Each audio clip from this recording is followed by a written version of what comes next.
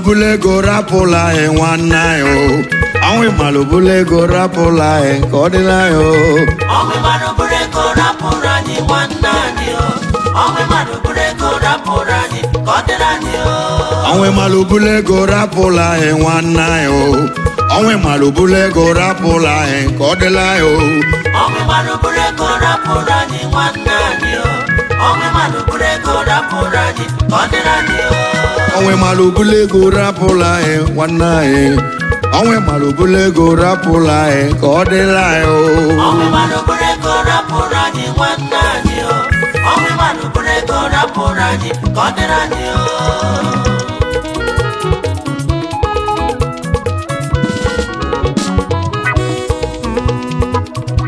Iju waka na kwa o.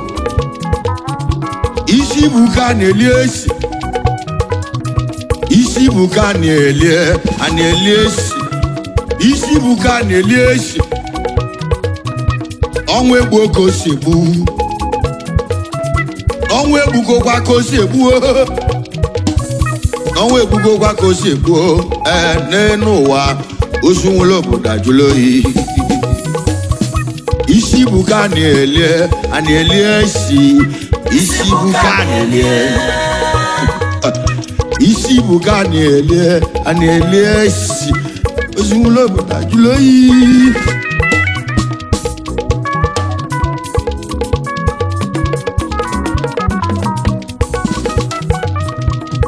Onye ọ ga-adịle mma onye ọma ma ezi mụ Emmanuel nwa m nnachọ onye ọrịa m ba n'aga ọnụ ọnwụ bụla odogwu ọnwụ bụla ezi ọhịa anyị ma onye ọma ma mma nnachọ Ugochimele eze anago n'ụwa ọnwụ bụla dike okwu na-agwa ndị omele bụ akwadebezi anụnụ igwe niile eje n'ụzụ ubu mbọsị ka anyị ji bịa n'elu ụwa ubu mbọsị ka anyị ga-eje n'akwụọ ibe na-agwa ndị ọrịa m etiti ndị omele bụ adịla akwa ọnwụ bụ ozula ọra ibe dị bọke dị bọgụ nọ onye ma na ọ ga-eme ọ bụ na ma na ọ ga-eme ma ya ọ bụ Olise o nwepụla ya onye na-ekwu okwu ya ọgwa Emmanuel Nwamunnacho Akweche aka the holy man from Umuorom in Oram etiti Anam ọnwụ n'ala Igbo n'iwe onye ka anyị nọ na studio were etili tribute ọgwa ndị ọyị ya ọfa nwetara ego si ka anyị wee lotienụ ife ọnwụ mere were ike nnenụ n'ọka osibụlụnụ asị ezinụlọ o mere bụ akwadebezienụ ezinụlọ ndị be Nnacho Oram etiti na Umuorom asị unu wele ndidi je ebibenụ igwe niile eje n'ụzụnụ igwe niile eje n'ụzụ igwe niile eje n'ụzụ ọnwụ na-egbu ọkụkụ na agwụ ya ogbo mgbugodo gbapụ ibe dị nga na ọnwụ bụrụ nwaanyị n'afọ ime ogbo mgbugodo gbapụ ibe dị nga na Nnacho onye malụ sị na ị ga-anwụ onye mara onye akwụkwọ n'enu ọnwa bụ ajọ ọnwa alele na ọ na-ewute n'obi ọnwa alele na ọ na-ewute n'obi Emmanuel Nwamunnacho onye ọrịa m etiti anago ọkwa ọnwụ bulie osu nwụrụ obodo ajụla oyi eze holy man anabago okwu nna agwa ka mkpụrụ obi gị zuru ike na ndokwa bulu obi gị zuru ike na ndokwe mana chọ aye aye aye aye aye aye Chukwu obi n'igwe Chukwuma onye okele odogwu ezienu na onye okele amazi ya ebe ka ijele Chukwu ọbịa mma asị m kedu ebe Chukwu jele ọnwụ ji gbuo ịma be nna Chukwu egwu a ka m ji agwa nwanne m ịma na-achọ ozi nwụlọ obodo ajụrụ oyi mana eziokwu anyị wee na-ekene family ndị be na-achọ family members anyị kene Chinedu na-achọ brother na-ekene yinụ anyị si gị jee nwere ndididebenu ọnwụ bụ osulọra onye ọma mụ Chinedu nwanne m ya bụ Chiedo na-achọ Chinedu onye ọrịa m ọbịa kwadebezie n'ụnụ ọnwụ bụrụ nwanne nke aka anyị Chiedu nwanne achọ isi bụ ka a na-eli esi bụ ka a na-eli ka nkene nwanne yi Edwin nwa m na-achọ onye ọrịa m ọbịa kwadebezie onye ọma Edwin ezi omemma ọnwụ bụrụ nwanne yi Emmanuel nwa m na-achọ the holy man anabago na ndị ogwe onye o mere ya dela akwa osu nwụlọ obodo ajụrụ oyi iru maka Anthony nwa m na-achọ eze omemma old man isi welu godogwu nwanne m onye chimele eze abụ eze Anthony nwa na-achọ old brother Ugo chimele eze kwadebezie n'elu ụwa osu nwụlọ obodo ajụrụ oyi iru maka Sunday nwanne Sunday nwa m na-achọ Sonny onye ọma Sonny ta kwadebezie n'ọnwụ bụrụ nwanne nke aka n'elu ụwa osu nwụlọ obodo ajụrụ oyi ọ dị ya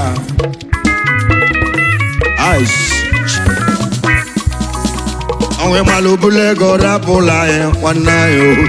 ọnwụ Imalu bụlụ ego rapụla anyị ka ọ dịla anyị ọnwụ Imalu bụlụ ego rapụrụ anyị nwanne anyị ọnwụ Imalu bụlụ ego rapụrụ anyị ka ọ dịla anyị ọnwụ Imalu bụlụ ego rapụla anyị nwanne anyị ọnwụ Imalu bụlụ ego rapụla anyị ka ọ dịla anyị ọnwụ Imalu bụlụ ego rapụrụ anyị nwanne anyị ọnwụ Imalu bụlụ ego rapụrụ anyị ka ọ dịla anyị ọ na-ezokwunu anyị kenekwa Prince of Eman na-achọ Akweche aka the holy man ọkwa ndị France gị si ka anyị tiele gị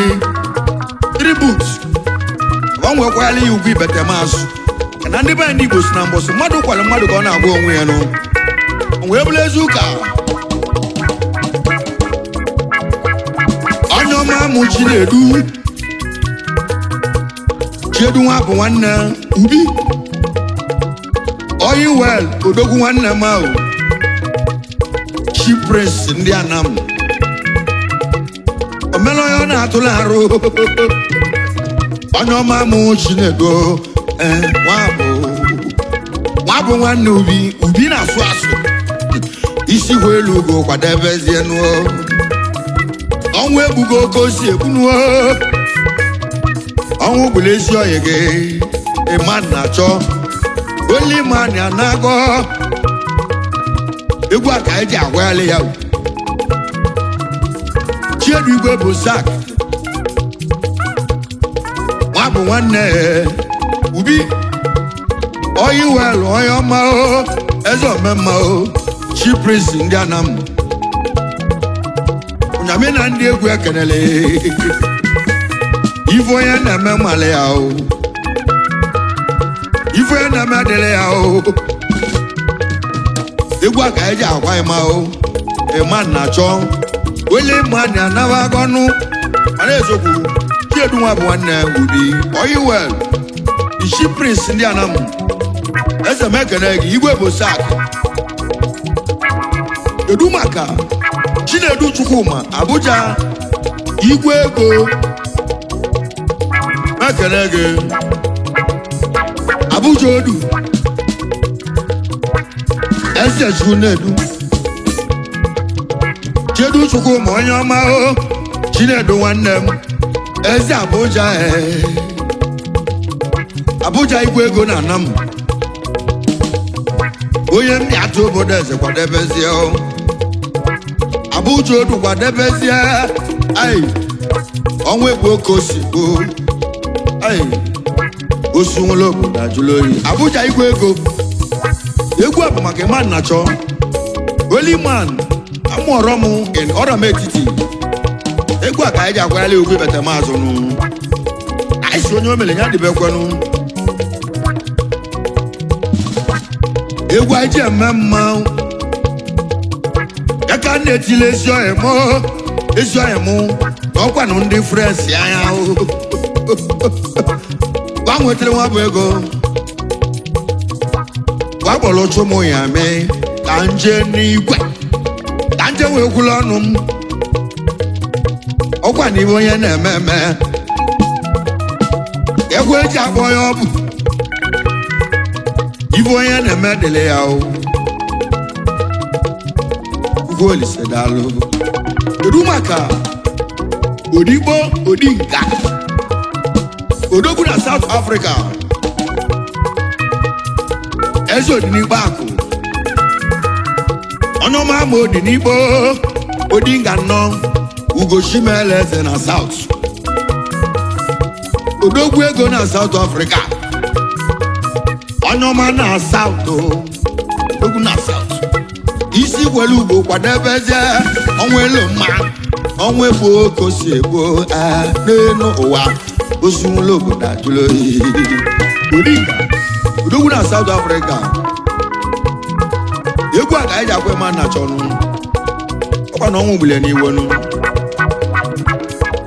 kedu maka Sunday Aleke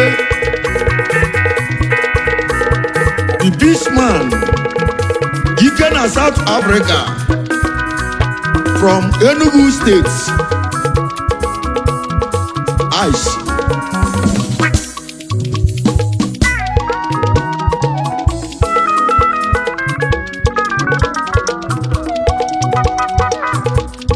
onye ọma soneta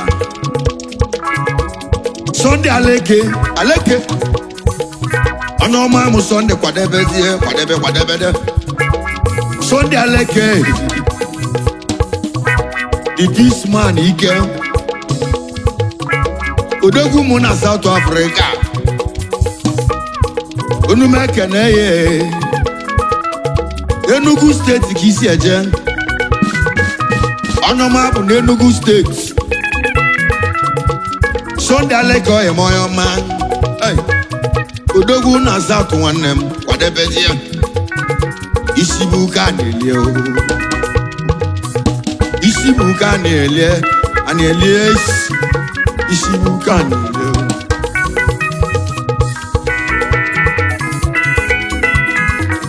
ice onwe Imalu obula ego rapụla anyị nwanne anyị onwe Imalu obula ego rapụla anyị ka ọ dịla anyị onwe Imalu obula ego rapụla anyị nwanne anyị onwe Imalu obula ego rapụla anyị ka ọ dịla anyị onwe Imalu obula ego rapụla anyị nwanne anyị onwe Imalu obula ego rapụla anyị ka ọ dịla anyị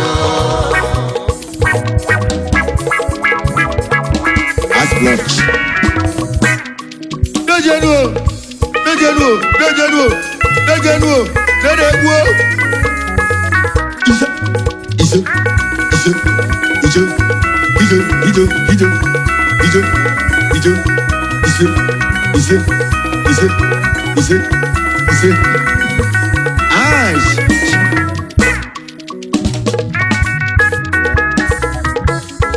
ana esoku Kedumaka Samuelito Etobi Mekene the evangelist Bright Malaysia money Mekene Eze Dumaka Samuel Oduaka Onoma Samuelito Akumwata kende anamodogo Samuelito Onwelo mmadụ ko ye nwere ego Onwelo mmadụ ko ye nwere ego Ụmụaka Samuel onye ọma Samuel to nwanne m akwụnwata biko kwadebezie Onwu gbule man na chọ onye ọra m ọba nago ai egwu a ka eji agwali ya Osunlo obodo ajụlụ oyi Ụmụaka Samuelito mekene the evangelist Bright man Malaysia money mekene aikenekwa Ima anibe Onoma Emmanuel yabe ezi oya kam Wamwani be emo Ugo shimeleze kwadebeze o imani be Onwu egbu kosi ebunu o Onwu egbugo kwa kosi egbu nenu wa Osunlo obodo ajụlụ oyi Onwu egbu kosi egbu nenu wa Osunlo obodo ajụlụ oyi Aikene nwanne m ahụ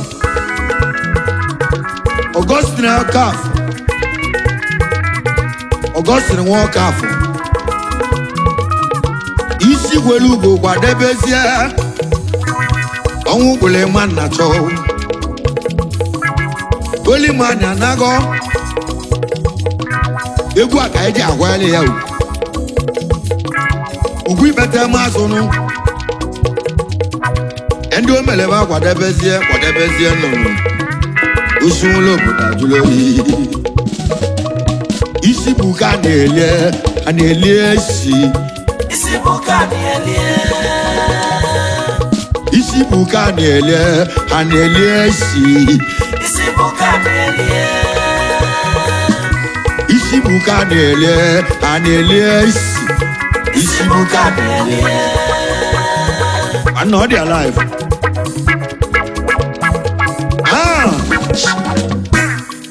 Hello. I went ekene diri Chukwu izoba diri Chukwu kesi ekene aye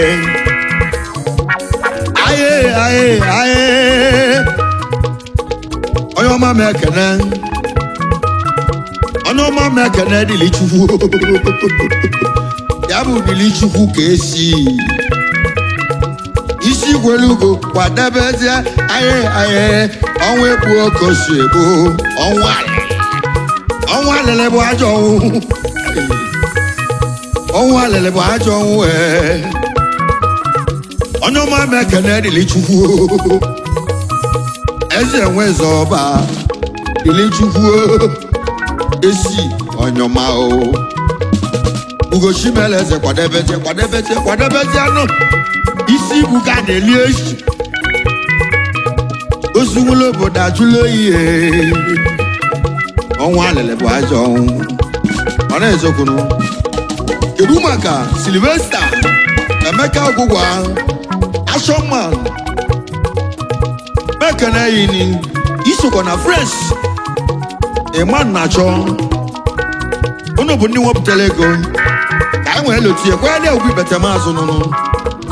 enwe na-asị na ebe eso nweta na ọ ga-anọchili ya Sylvester ezi ọhịa mụdalụ na wuru chinne Eze Sylvester The best time I call go one. Action man. Eze action man. Action man whatever is ya. Action man whatever is yo. Eze one meka Emeka go one. Isi kwelu go delo. Osumulo boda julo yi. Kedu maka. Predict Olobo from Uru Isoko South. As a Predict Olobo Odogu from Uru Isoko South. Isoko South go say Yana ndi anamona denama. Ibe kuko gama neno wa okwema na nwanne de namba live sezio emo doye chimeleze oshueze unu meke na yidalo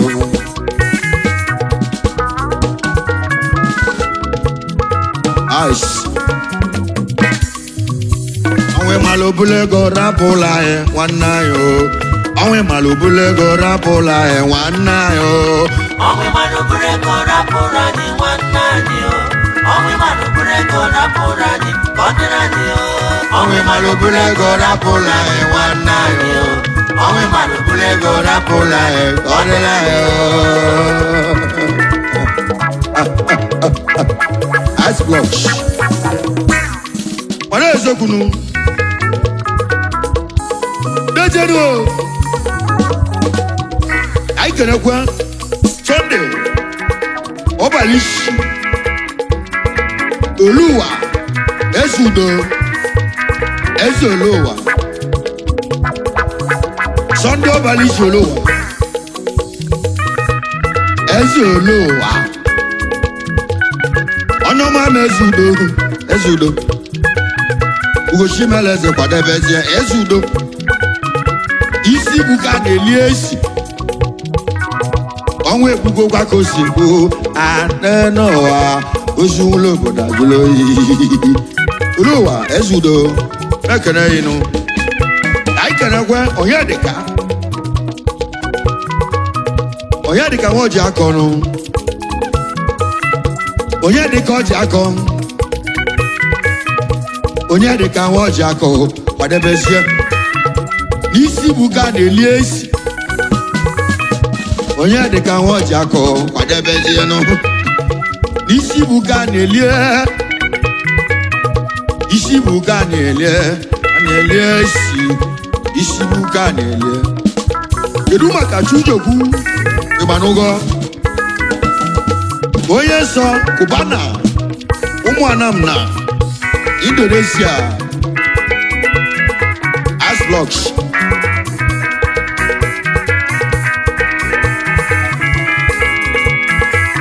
Ice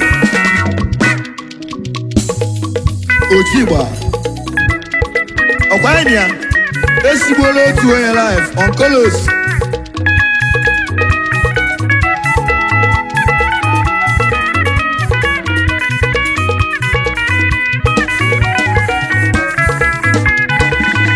Onyoma mu Chujekwu Eze Chujekwu akụ Chujekwu nwe Ịgbanugo onye nsọ Kubana Ụmụanam Odogwu mu n'Indonesia Onye Chimeleze Onyoma Kubana Onwe ebugo kwa ka o si egbu Aro obudo Nne m oke o si bụlụ Onwe egbu oke o si egbu n'ụwa osunwulo obodo ajụlo oyi Kedu maka Emeka Okezie Talkman from Umuahia, Abia State.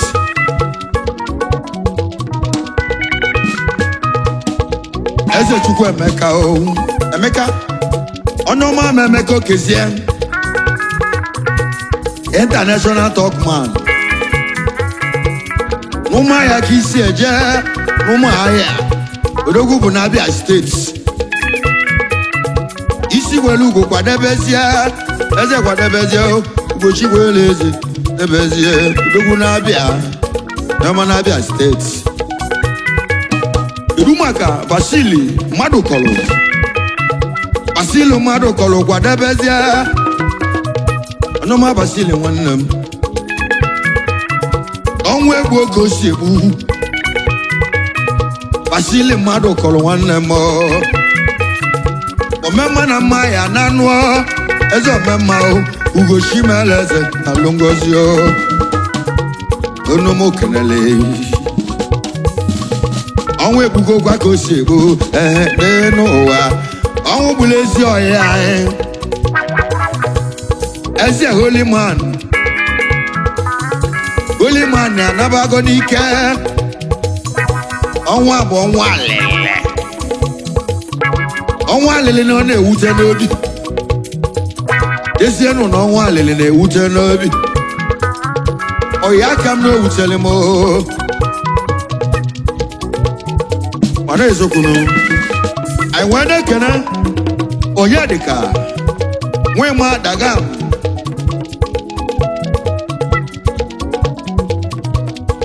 double chief ekene gị onye dịka Nwema Dagam ọgba ngụ bụ double chief odogwu ibulu n'ụlọ ọgbọ na-agụ life ezi onye dịka Chukwu Nwema Dagam na-alụ na-eje ụgwa si na ekene karịa ekene n'ezie ọ bụrụ demme ugochi mele eze double chief kwadebezie ọnwụ gburu ya ọbụrọda ya bụ ịma nna achọ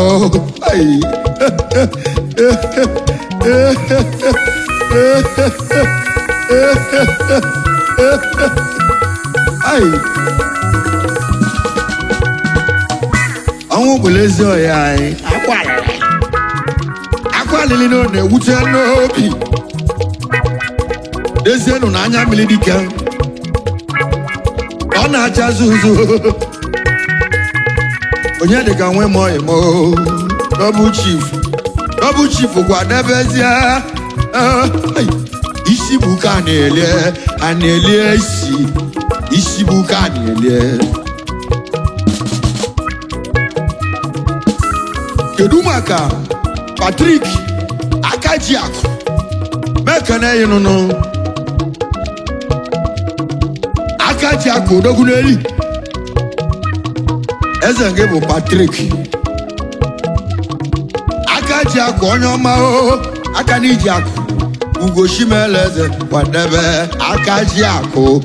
n'ọnwụ gbulema kedu maka Chinedu na luo agadaga mekene yinụ ọnụma agadaga kwadebezie ọnụma agadaga ugochi mele eze agadaga ọnwụ egbugo gwa ka o si egbu ọnwụ gbulema nna chọọ Oliman anabago onye ma mgbe o ji abụrụ ya n'enu ụwa osunwụla obodo ajụrụ isi bụ ka a na-elie isi bụ ka a na-elie isi bụ ka a na-elie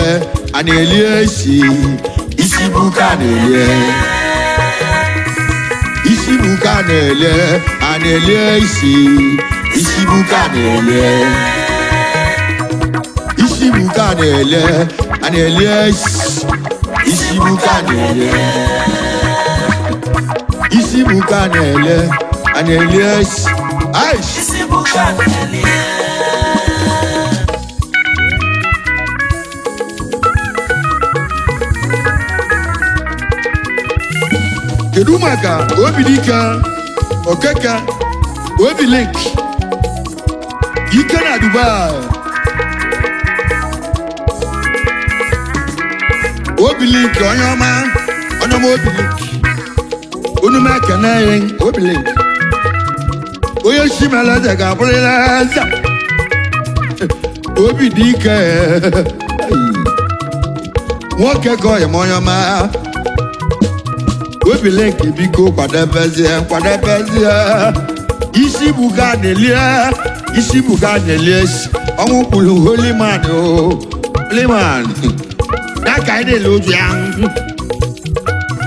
ovu mbọsị ka mmadụ o ji ebi ahụ ovu mbọsị ka anyị ga-eji n'elu ụwa onye mara ụbọchị ọnwụ ya onye mara onye akwụka n'enu obili nkodogwu Ugochi mere eze kwadebezie ọnwụ bụlụ ọyịmụ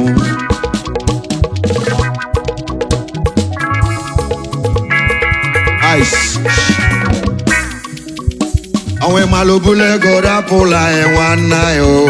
ọnwụ ịmalụ bụlụ ego rapụla anyị ka ọ dịla anyị ọnwụ ịmalụ bụlụ ego rapụla anyị nwanne anyị ọnwụ ịmalụ bụlụ ego rapụla anyị ka ọ dịla anyị ọnwụ ịmalụ bụlụ ego rapụla anyị nwanne anyị ọnwụ ịmalụ bụlụ ego rapụla anyị ka ọ dịla anyị ọnwụ ịmalụ bụlụ ego rapụla anyị nwanne anyị ọnwụ ịmalụ bụlụ ego rapụla anyị ka ọ dịla anyị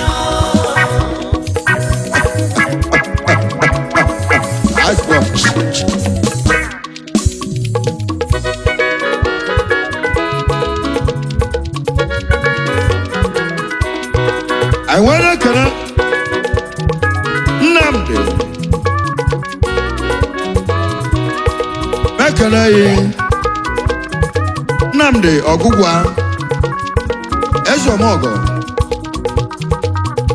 Nnamdi Nwa ma gwa isi gwelu ugo kwadabezie onye ọma Nnamdi kwadabezie ọnwa egbugo gwa ka o si ebu n'elu ụwa ozu nwụrụ obodo ajụrụ oyi Nnamdi Nwa Ọgụgwa Nnamdi ezi ọhịa mọ Nnamdi kwadabezie na ọnwa ogbole mmadụ na chọọ ọnwa egbugo ka o si ebu ọnwa egbugo gwa ka o si ebu Nnamdi Ọgụgwa amakwa anyị kene Chunoso ụdọzọ eze Chunoso ụdọzọ Nwachimeleze daalụ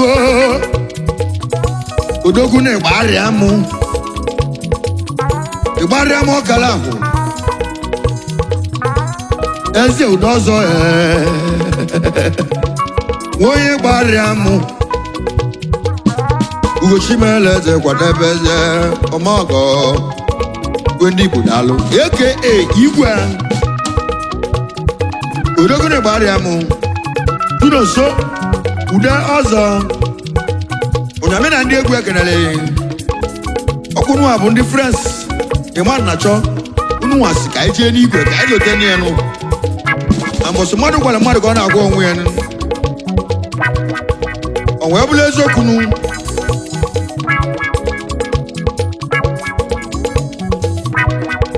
ka anyị kenekwa ekene Chidozie Unyami from Ifite Ogwaz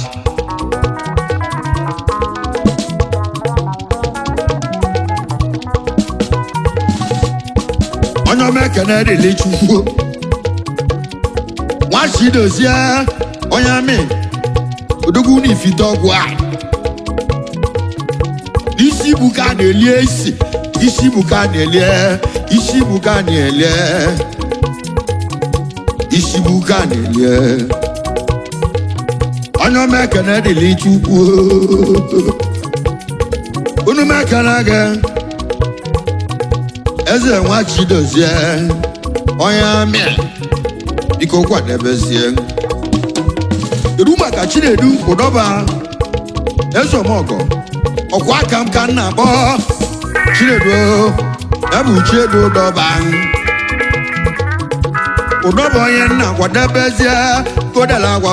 Ugochi Meleze anago n'ọnwụ kwulie Olimani anawo Olimani ka anyị na-ele oju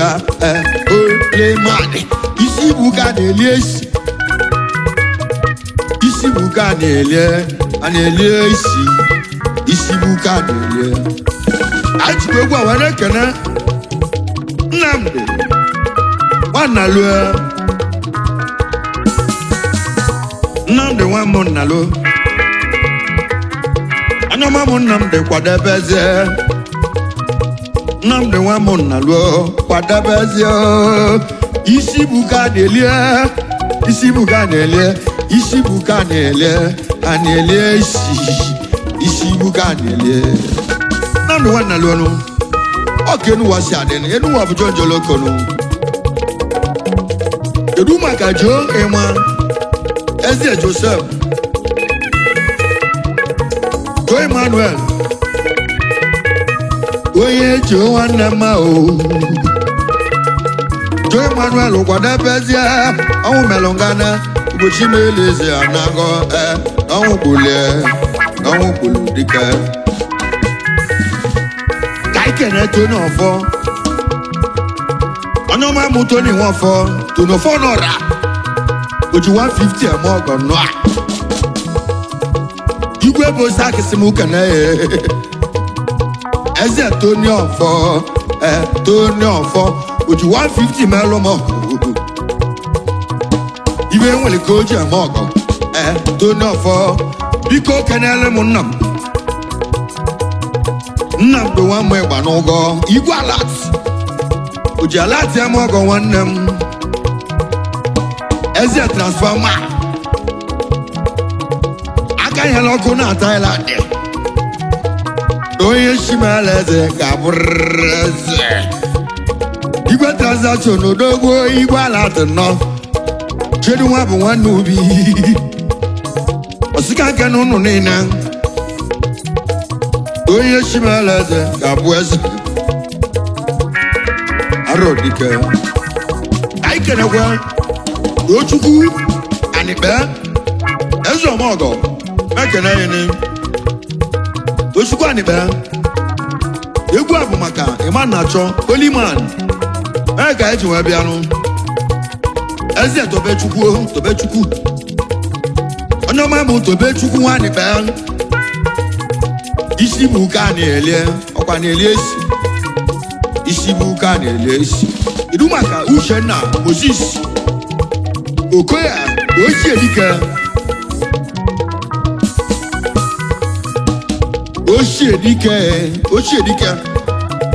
Ochiedike kwadebezie ihe chimele eze kwadebezie ọnwa ebugo ka o si egbu ọnwa ebugo gwa ka o si egbu n'enu ụwa osunwụla obodo ajụrụ oyi anyị kene Sunday Anibe Baba Chris Bakana yenu Chris Baba ọ dị nwanyị bịa egwu a ka anyị ji agwa ịma na-achọ onye ọrọ m etiti ọkwa na mmụọ ọrọ m na ọrọ m etiti gosi ejenu anyị ka anyị na-ele oju anụ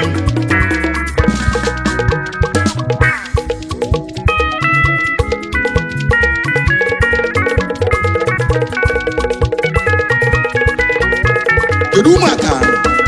Ojemde Kisile onye ọ ga-adịle mma